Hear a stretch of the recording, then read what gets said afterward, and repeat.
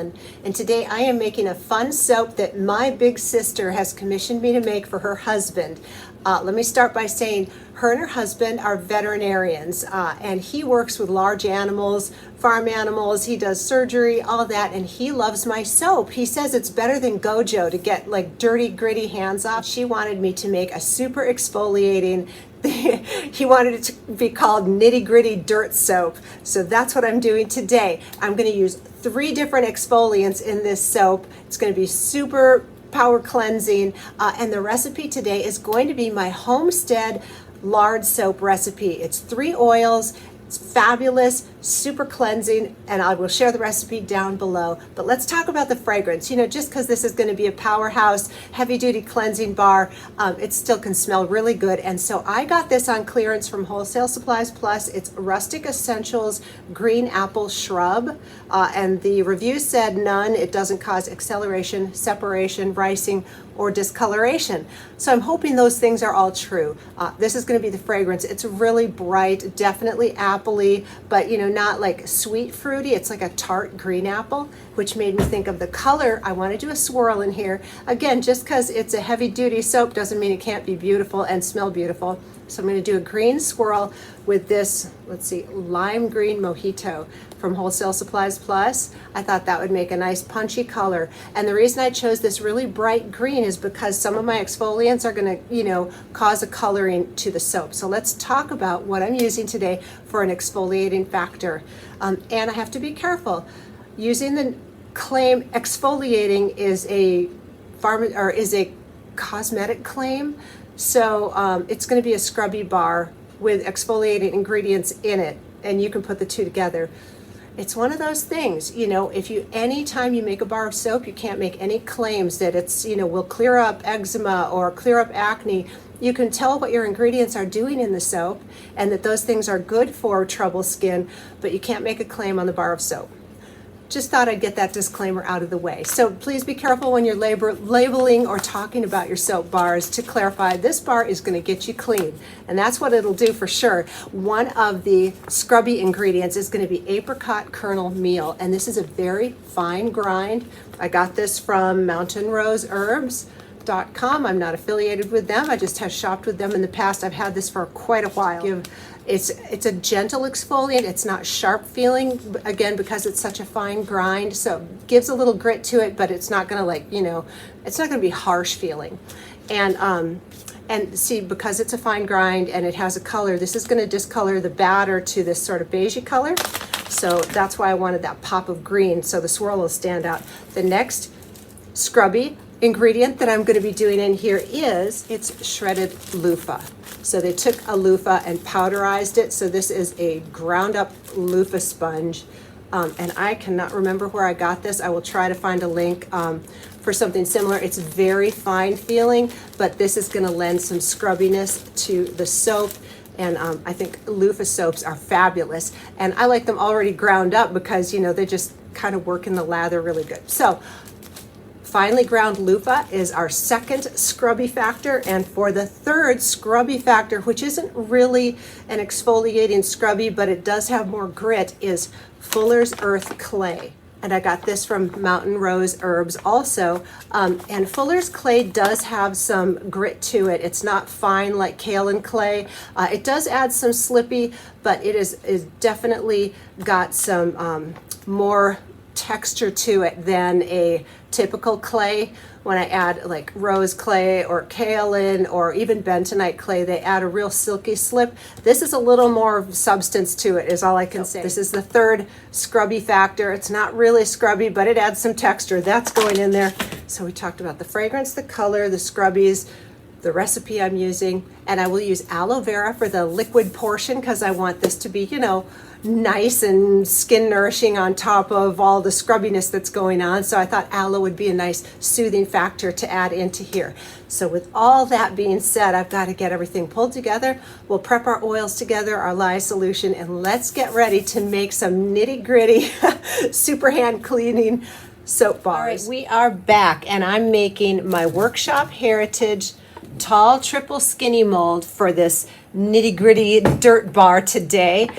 So what I have in here is 96 ounces of oil. It's 40% coconut, 40% lard, and 20% olive oil. So that's what's going on in the pot here. I do have the fragrance already in here. And now it's time for all the additives. And I'm gonna do about 2 tablespoons each of these powdered additives that we talked about. And I'm gonna start with colloidal oats.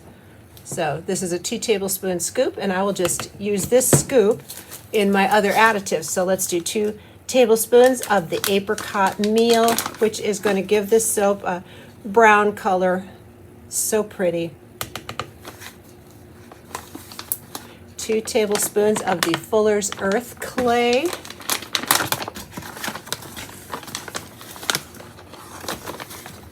I'll go a little bit heaping on that because it's so good. All right, and last but not least, 2 tablespoons of my ground up loofah.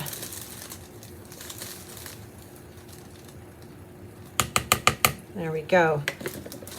We're going to get these all blended up, and then we'll come back with our aloe vera lye solution.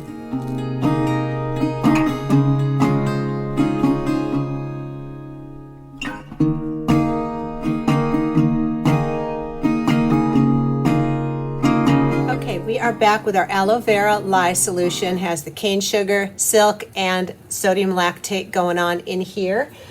And I've decided, I pulled out this dark chocolate mica from Be Scented. This is just the most beautiful brown color, and it works perfectly in cold process soap. So if everything's behaving well, I may do a little wispy swirl of this along with the green, just because this is for working hands and like dirt. I don't know, it made me think of brown, so I might be adding that in.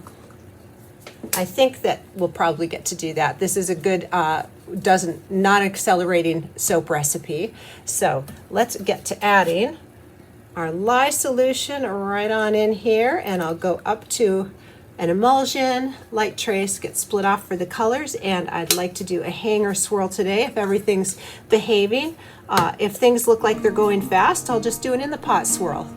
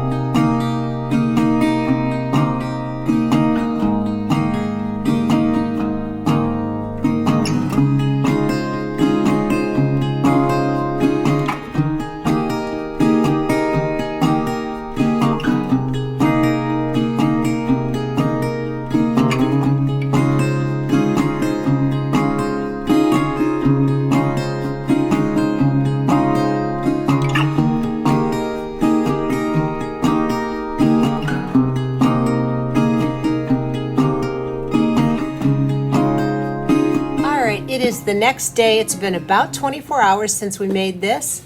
And here we go. I did have the lid on this, and I put a blanket over the top, and this did warm up nicely, so it went through gel phase. I think it's really pretty and manly looking, and it smells just faintly of tart apples today, so really happy about that. Let's get it out and see how the swirls came out on the inside.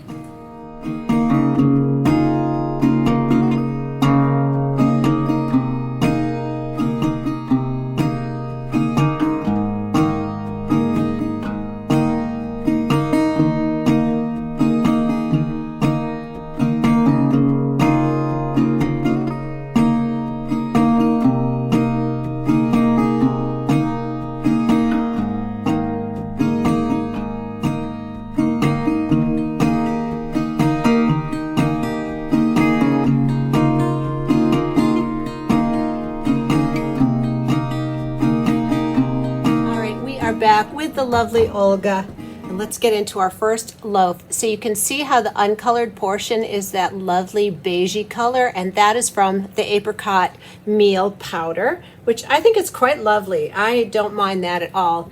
Once in a while a nice bright white soap is great, but I don't mind those earthy beigey tones a bit. And it lathers white, just so you know. Anytime your soap is a natural color like that, it will still lather white. Let's see. Oh, it's going to be pretty inside. Love that. All right.